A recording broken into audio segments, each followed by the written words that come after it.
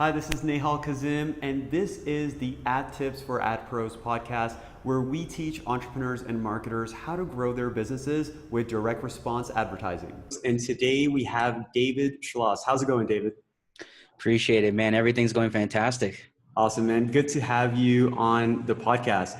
So the reason I got David on here is because he launched this one case study that went a little bit viral in our little community when it comes to internet marketing, where now every person who's speaking to David is like, man, I keep seeing your case study.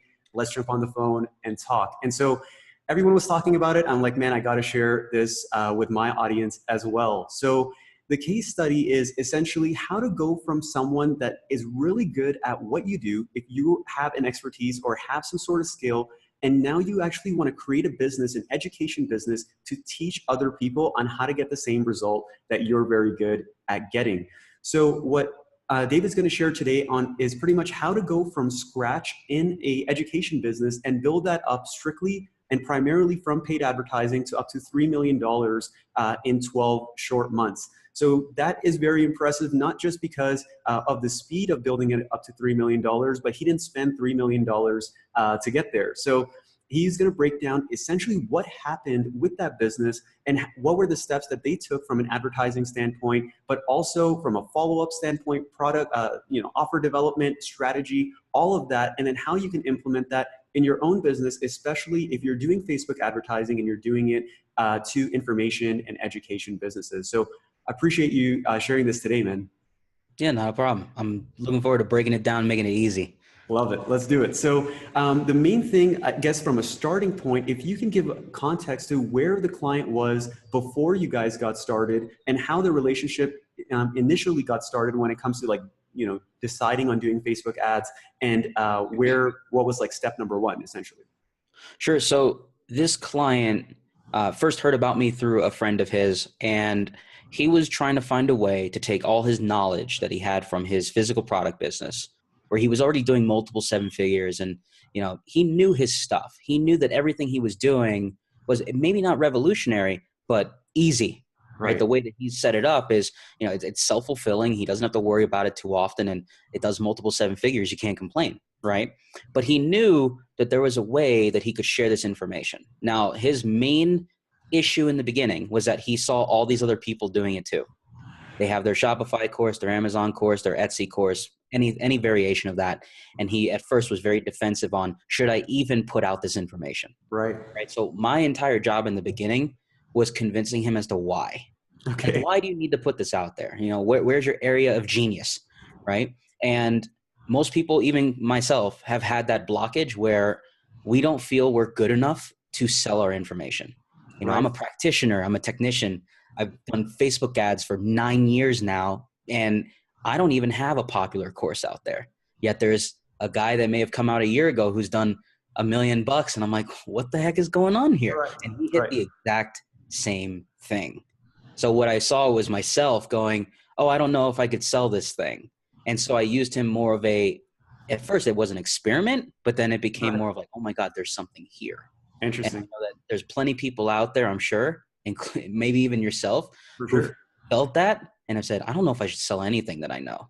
Or does anyone really even want it? This podcast is like 2 years in the making because I was just scared. And it's like, I didn't want to commit. And like, I got to interview people and I got to create content. And like, the lighting isn't good. Like my beard isn't lined up, just dumb things because those are excuses. And so what was it that actually helped you get through that? And what was it helped him that created that confidence to actually implement?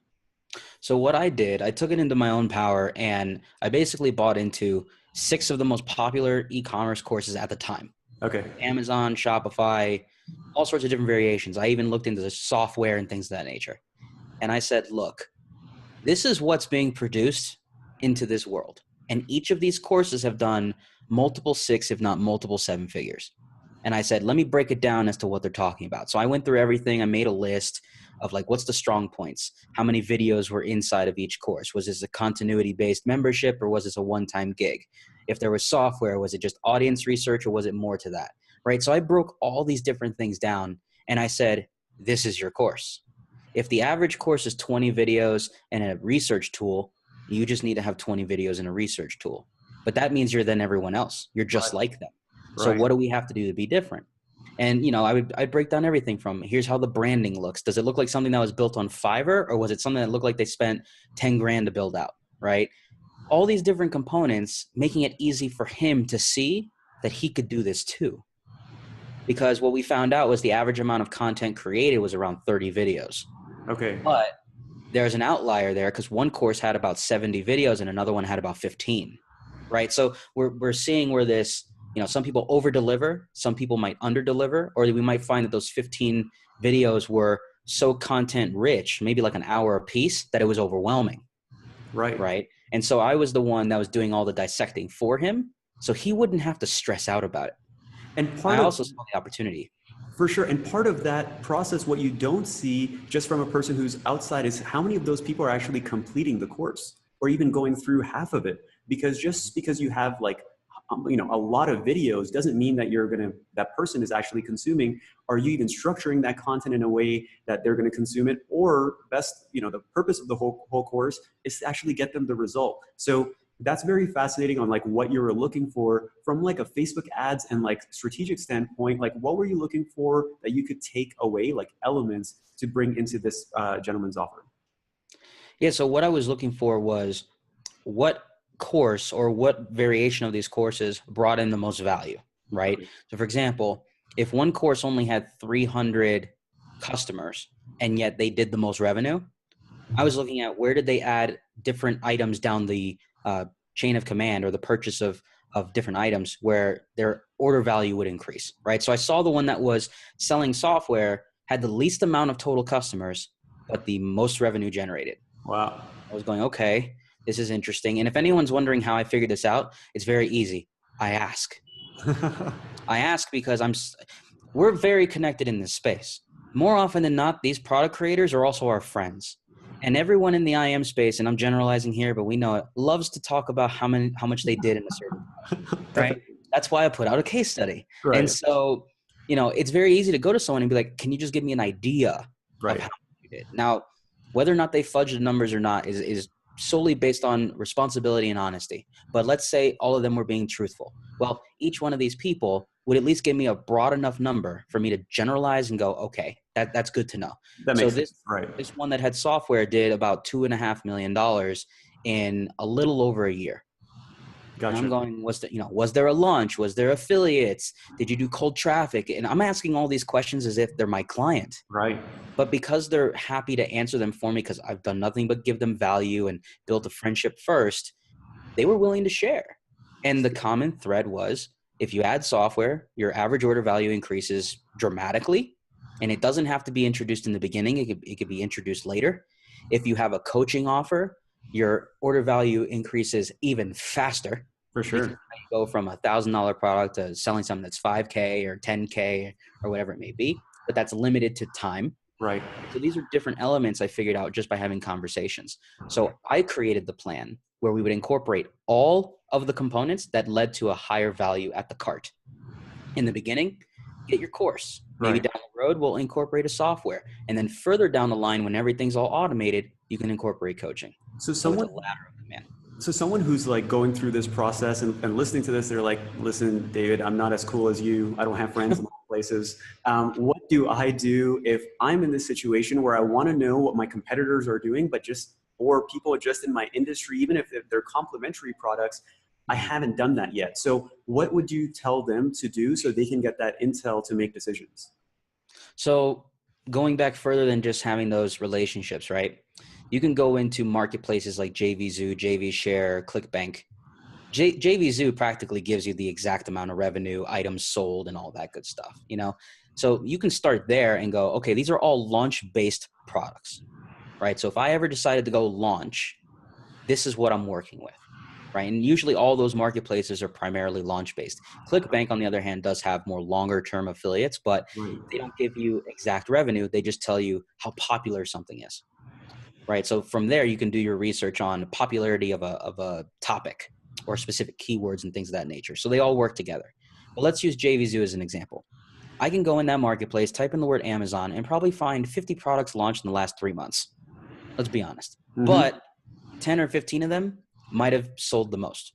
And out of those 10 or 15, I can go to each of the sales pages and I could see what the common theme is. Are they selling an actual holistic course or a specific strategy? And then JVZoo does reveal the revenue generated, right? Items sold, average per sale, right? And you could just do the math. For sure. And you could look at it from there and go, is this a hot topic? Is this something that is being launched too heavily, right? If it's being launched too often, it'll die a lot faster. For sure. And I just noticed that not many people were doing Amazon, Shopify, and something else. They were just doing one or the other. Got it. Got it. And that's, from a market standpoint, that's really powerful to know, because most people stick to one or the other and they completely ignore the other. And so you can either do just Amazon or just do Shopify. Usually there isn't a blend in between. And most people who I speak to are either on one of the other sides. And most people don't have a Shopify and an Amazon store at the same time. So, okay, so you created, and so you did the research, you bought the products, and then you looked at how they structured everything. So you have a better idea of like not only sales pages, but order processes, how they do onboarding processes for their courses. Then you can see the actual course structure, and then you're seeing offer development of what is going on, whether it's like pricing, the type of offers they have, the type of deliverables you have, and then see the average order values and then make a decision. So exactly. For anyone who's listening, I think this is very important, because what happens for a lot of entrepreneurs and marketers, what they'll end up doing is they'll say, I want to run Facebook ads. My business is exactly perfect the way it is. I built it, so I know exactly what works. Trust me. But the reality is that there's a lot of other super smart people who are doing a lot of super smart things, but you're just not looking enough. And so these are a couple like really good ways to actually, skip the learning process a lot and go straight to the answers ideally, or have a short list of tests that you can run in your own business. And this is over and over again when it comes to like spending money on Facebook ads. That's actually a very tactical and execution based thing. But everything you're talking about before spending that dollar is all strategic. So how did you decide on like spending so much time doing that before spending $1 on Facebook? Right. So I'm more of a technician at heart, or a mechanic, as some people may look at it, where it's I have to put things down on paper or in a mind map and sort of sort it out in a way where it's like, what do we have to build? What needs to be added to this entire equation? What software do we need? Like I have to see everything bulleted out before I deploy anything. And even when you look at that total list, it could be 3 pages long. Right. That last thing is going to be launch ad campaign. Right. So there's all sorts of pieces that go into the equation before you ever get to even the strategy portion of an ad, right? Which is a whole different dimension, right? And you and I know this. But when it comes to the offer, there's too many people who spend hours upon hours upon hours building out this thing, not doing the research on who they're competing against or who are they complementary to. That's another thing. Right. And what do they have to build to be just slightly different enough from those people they were analyzing. Right. Like they don't have to do 50 videos because their main competitor did 30. They could do 31 videos, but instead of talking about the foundation, they might talk about tactical stuff and then involve the foundation later, or a hybrid of that. And that's what my job, that's what I chose to be my job in the beginning, because I wasn't getting paid for this. Right. This was my way of seeking an opportunity and going, there's something here. And I could turn this guy into a year-over-year client instead of a month-over-month. If I can just decipher what he needs to build. And so, going through that process, most people are not going to do that. Let's just be completely honest. They're not going to buy 6 products. They're not going to sit down, spend 25 hours of their time going through all this content, breaking it all down. But you know what? I did the work and the guy made $3 million. Right. And of course, I made my magic work on that too. Yeah. But you do that, and what you do is you now set yourself up for success in more ways than one. Because yes, maybe your product fails and people don't buy it. You now have something that you can structure for maybe client work and say, I could tell you how to craft an offer based off of all the courses I've been through and what I see works. Right. People are going to buy that. People are going to buy that. They're going to want it. And it's your value proposition. It's what's unique for you that now you can understand how to craft an offer. And so as much as I am an advertising specialist, when people come to me now and they say, hey, I have a webinar, they also say, could you also look at my offer? Because they know I've been doing the work just like this. Right. And I could tell them, this is what you're missing to add an extra, $1,000 per customer onto the back end, right? Things of that nature. And it really just allows me to be different than a lot of other advertisers out there. Yeah, So there's more pieces to it than one. and that experience provides so much value as that trusted advisor, or that person that they can, invest and trust in for a long period of time, because that relationship becomes less transactional and way more strategic. And it's very similar to a partner relationship, because now you're both invested and there's a lot, deeper level of commitment where both of you guys have at that point. So, from the first thing that I understood is the hardest part, or maybe that first domino, was actually getting the commitment and building the confidence from the client. So once you got that, then you bought these courses and you started going through it and figured out, okay, here are the trends that I'm seeing and here's how to make my decision. What happened after that? So once he made the decision to create the course, during that time period where he was creating, I was then doing the audience research. I was then doing the advertising research, because creating a course takes time. Even though that this was over the course of a year. So for example, when I put out the case study back in November of 2017, we had already worked together for a total of 14 months. But it took him only a month to develop the whole product, because that's all he did. That's awesome. All he did was wake up, create. How many people do that? Not often. But this guy just went into creation mode, banged out the course in like 10 days, and then the remaining portion of the month, he knocked out the funnel. Did he build it all himself? No. Hired help. But that's why he was able to do it in I think it was about 30 or 40 days. Gotcha. The whole thing was built. But that's because I gave him a checklist of all the stuff he needed, right? Which sped up the whole thing. While he was doing that, I got audience research out the way. I started crafting different types of creative that would be deployed later. Not the entire thing, not the copy and the video ads and the banner ads or anything like that. Right. It was grabbing what I would consider at the time a swipe file of competition ads, competitors' ads, and looking at what's unique in the marketplace, or maybe even outside marketplaces, with ideas that maybe we can use them in his campaign. Got it. And some people might do that in a day. I did this over the course of a month. So by the time he was ready, I had 50 video ads that we could recreate and all sorts of images. And the guy just wanted to do image ads. But that's because I had all this inventory to show him. He's like, now what? And I already knew what needed to get done, but it's like, I already did the work. You just got to tell me what you like and we can just deploy faster. And so he was doing his job and I was doing mine, but we still had to do the waiting game. And once he was 100% done with the product, I already had my research out the way. It was all about testing. Perfect. That's where the real fun begins, but it was all about testing at that point. So let's get into that, because I feel there's so much of that buildup, and then, from the commitment, like you did your work and then he's doing his work and then everyone's ready. You guys are both anxious and nervous and excited, and then you hit launch. Like, what happened after that? So what does the launch part look like? Like what kind of budget did you start with, and how do you make some of those early decisions? Yeah, so the launch part is typically very difficult, because you have to make a decision on which lane do you want to take. And what I mean by that is this: you have the launch lane, right? Which is usually maybe you have your own email list, your own affiliates. Like there's a whole portion of things that go into it. Multiple parties involved, including ads too, right? Then you have strictly the affiliate side of things, but we're not talking about a launch. We're talking about scheduling out webinars or scheduling out email promotions that might go 1 week after another or 2 weeks apart. And it's more of like a long-term launch, right? Whereas a traditional launch is really quick. It might be 2 or 3 weeks long. This style might be 3 to 6 months, right? Like on and off promotions. And that works great if you're committed to your product, right? And if you have some success, maybe the first go round or the second one, it's like, nah, it didn't quite hit. Third one, bam, everything pops and you're like, man, we had a 100K promotion. That's going to get you excited to do it again and again and again.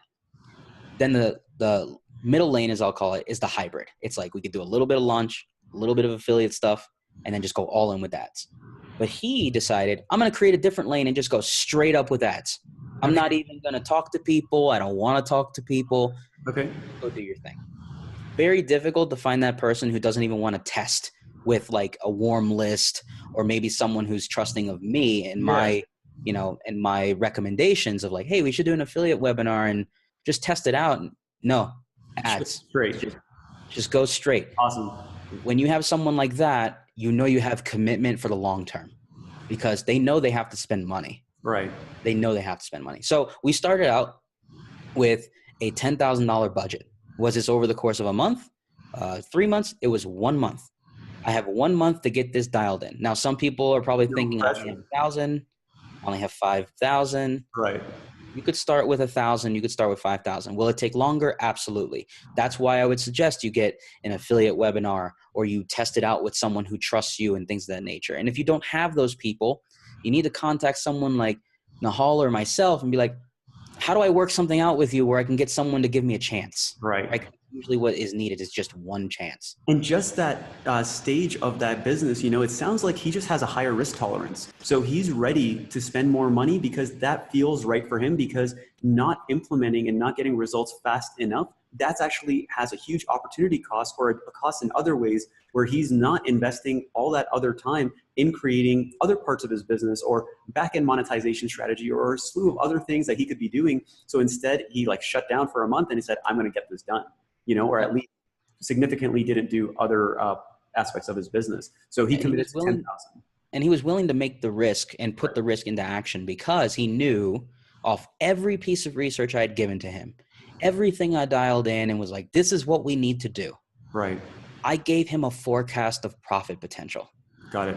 Look, guy, this is what we have to do. Right. This is what the funnel looks like. If you stick with this, this is what can be built. My initial forecast did not even have 3 million on it. It wasn't even on there. It was just Right. $1 million. We're like, we're just going for $1 million and we'll see what happens. And I built the whole thing. And he trusted in me to deliver on that because he already built everything else. I just had to do the ads. Right. What I didn't expect was to spend $2,000 or $3,000 and already have results. Wow. Because that's very rare. It is. And you know that with digital product, unless you hit the nail on the head the first try or you hit the first home run at the first at bat, it doesn't usually happen that way. It's usually more of you might have to re-record the webinar. You might have to change your landing pages. You need to change your ads. And there's all sorts of other variables, which is nothing to be scared about. That's a part of business. You have to do that. We hit it on the head from the start. And it's because of all that initial research that we had done. We knew what the pain points were from all these other promotions. We knew what the solutions were based off going through their courses because they were saying, here's the solutions, right? So we essentially just took all these different pain points that these other vendors were talking about and just listed them. Are you experiencing all these things? Because if you just say yes to one of them, right, and we have 10 on a page, guess what? Our ads are going to say that we can help you solve any of these pain points. And that's exactly what we did. Awesome. Right? So within a couple $1,000s, we already had our first sale, which we weren't breaking even yet. We just had our first sale of $1,000. So automatically, we're on our way up. If you spent $3,000 and you already got your first sale, you're not far off from figuring it out. Right. You could spend another 1,000, get 3 sales, and bam, you're back. You're in business. Right. And that's exactly what happened. Because once we saw that first purchase come in, we basically became best friends with that person. We're like, why did you buy? What got you to just pay the full pay and not the payment plan? Would you have taken a payment plan if it was done this way? Like, we surveyed the hell out of them. And did you do that over the phone or via email? Over the phone. Okay. Because that's really smart. That's really smart because what we've seen, especially and people listening to this have sold information products before, they know that there's a natural refund rate. And so even if you get that first sale, it doesn't mean much until after that 30 days or after whatever time period that you're giving that refund time, that segment, because they can do that and pull the trigger at any time. And so that call and further, customer analysis and really developing that avatar, that's super smart. Yeah. And we made sure to get on the phone with them. One, it makes them feel special. It's like, look, we're giving you one-on-one attention. You didn't even have to pay for it, right? We want to call you. We want to ask you questions. And we just want to know whether or not there's things we need to change. Now, of course, we were looking at the surface level in the beginning. What got you to buy? What was it that convinced you that this was the right course for you? What are you looking to achieve in buying this course? Standard procedure of questions. Later on, let's just say I think it was about 2.5 weeks later, I followed up personally via email and I said, have you gone through the course? What are you experiencing as issues in going through the course? Now I want to know, where did things get a little too tough? Maybe they're too simplified or too fundamental and you want more advanced information. So now I'm digging into the content itself. Right. And are you even going through the content?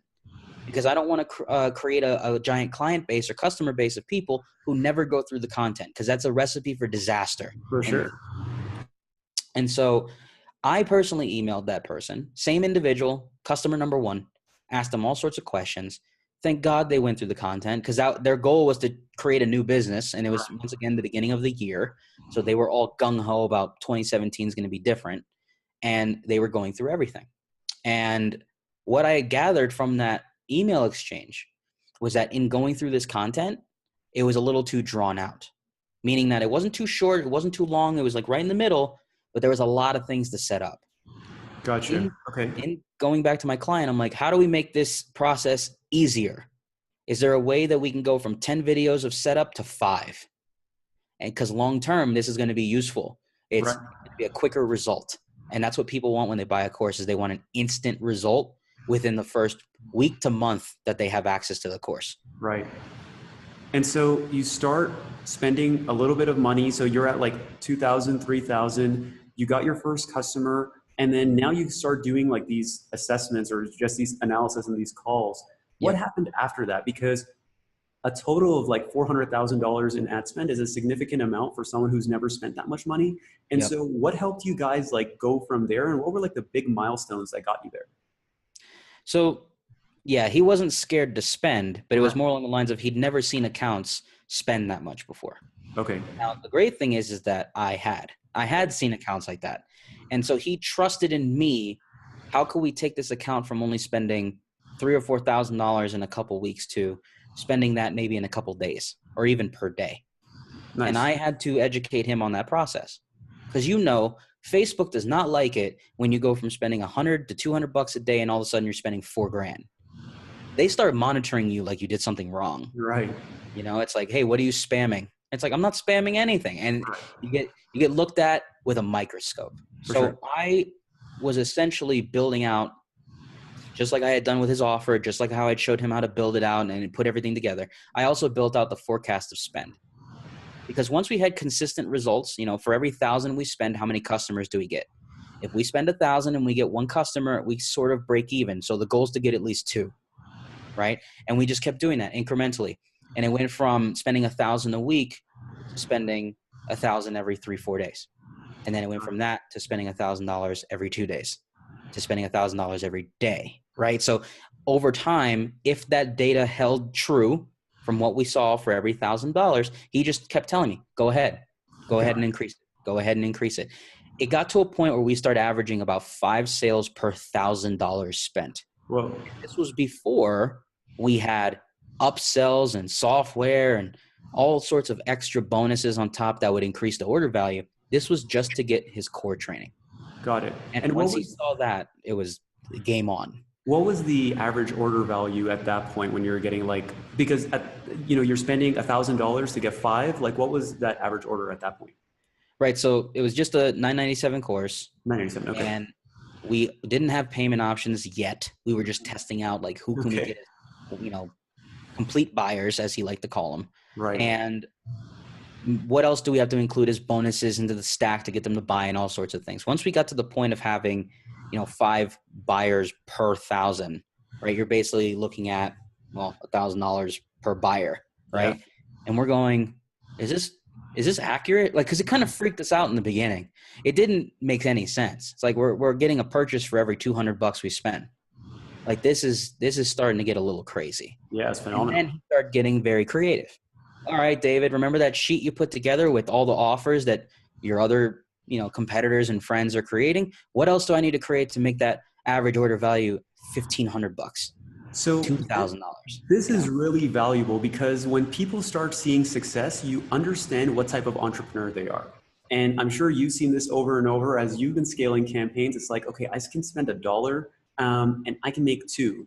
What should we do right now? And for us as media buyers, it's very simple. But from the client standpoint, you see a lot of different types of reactions. So this type of reaction is like the dream client, right? Because not only do they want to spend more, they want to figure out how to increase margins further to not only spend more, but do it even more responsibly and comfortably. So that sounds like an ideal situation. Yeah, because it got to a point where all he would do is ask me, what else do I need to create? That's awesome. What else do I need to create? Which for any advertising agency, media buyer, freelance advertiser, that is a dream to hear that. Right. You get, 1 or 2 calls a month, or a Slack or Skype message that says, do you need me for anything? Like Right. that's very rare that you get that. But Right. that's what I was seeing and actually living. Now, the thing is, being the type of entrepreneur myself, where it's like, what else can I do to improve? I would then look at the ads and find ways to improve them on my own. He didn't need to get involved. That's all me.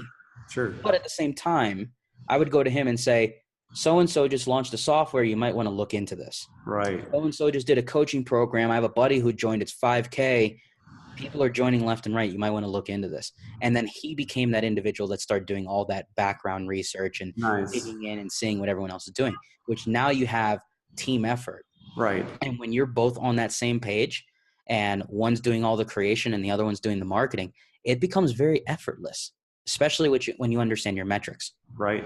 Because you guys were making decisions very clearly based off, objective numbers instead of like gut decisions. And so it sounds like there was like, it's almost too good to be true. It's like, oh shit, like what's going to break? Like what's going to happen? Because it sounds like things were going like super well. And so when that's happening, like what were you doing outside of Facebook? Because a lot of people get really obsessed about how do I decrease my CPC by another 20%? How do I like decrease my CPL or whatever? But from the whole like, write down or the breakdown that you did of the case study that we'll provide for the people who are listening here, what is it that allowed you guys to really make it profitable? Because it sounds like there's between like the offer development and some of the other things that you mentioned on the back end, there's a lot more things that were optimizing and supporting the profitability of that campaign. Right. Well, and that's the pieces such as like the average registration rate, right? So how many people were registering for the webinar?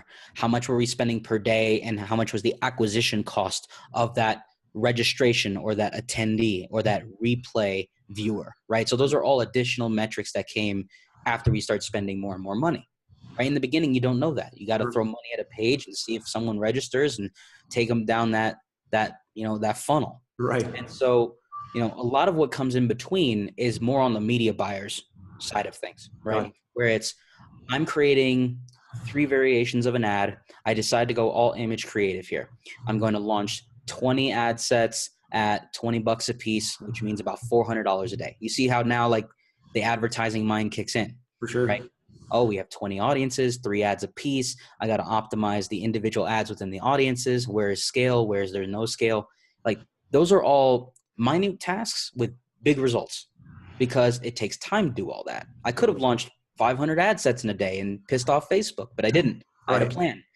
20 audiences every couple days, launch them incrementally, monitor the page registration rate, which is an opt-in rate for a lot of people, right? Is it 40%? Is it 50%? We held steady between 40 and 50% on an opt-in. Super high. Which is super high for a webinar. Right. When webinars these days are usually between 25 and 35%. Wow. And this ran for a year, okay? So you have to think, when we wrote this copy for this page and when we were writing copy for the ads, we just decided, instead of coming up with 5, 10 different variations of this copy, let's just write long form, every possible pain point, and we're going to provide every possible solution, because we didn't want to have to redo this thing over and over and over. We wanted sustainability and efficiency. So we built out a long form post with all the pain points that people are experiencing in e-com, and we're providing those solutions and what we're going to be unveiling in this webinar and into the future. By doing that one time, we never had to change the ad again. We had 3 different creatives. That's it. Everything else just built off of that. Right. That's not normal, And when you're doing that level of optimization, like not only at the top of the funnel, but, at the back end even, and all the way throughout, there's so many elements. And it sounds like you guys just really hit it on the head and just rode that wave. Yeah, we rode the wave for, basically a year. And the thing is, I do mention in the case study that I changed creative a couple times. Right. But it wasn't to the extent of a completely new set of ads, a complete new set of audiences. Right. I already had the audience development ready. I just deployed them at specific times. You know, you can create all sorts of variations of audiences, ones with automatic bid, manual bid, desktop versus mobile, automatic, only targeting Instagram, only targeting Facebook. And you can have the same 20 audiences and turn it into 200 ad sets, right? There's all sorts of ways you can make that happen. Right. I developed that already. So Right. all I had to do was switch things on and off. And so once again, a level of commitment to creating something that most people don't do. For Right. sure. I just did it all in advance and went, all right, 20 at a time. This is going to take me 10 cycles before I finish. And by then it's about 30 days that it's going to take us to go through this. But this is all mapped out and planned ahead. And so what's next for the business at this point? So this client, still running this promotion, decided in traditional fashion of an entrepreneur, I think it's time to update some things. Right. So the course was constantly being updated, but we gave it a fresher look. We have a newer page that's in development, newer registration page in development. Webinars getting updated because a lot of figures in the webinar were from late 2016 into early 2017. Wow. Kind of have to change that. Yeah. And then on top of it, it's just wants to reformulate the branding, just make it look more polished and well, when you make 3 million in revenue, you really should just, kick it up a little bit. And Right. so he decided, let's just give it a fresh face, but let's just keep doing what we were doing before.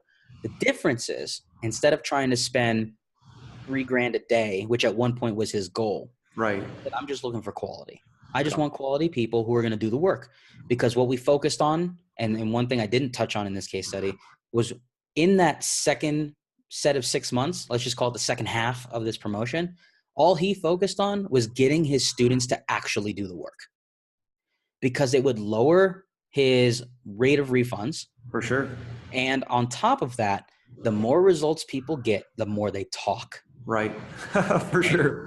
So it's like, I made my first $1,000 and I did it in 7 days. Right. I did it through drop shipping. Oh, and by the way, when I went from drop shipping to Amazon, we went from making $1,000 a week to $1,000 a day. Right. And so people started to write out like their own mini case studies in that fashion. When I started out, it was like this. And then a month later, I was doing that. And now 6 months later, I'm doing this.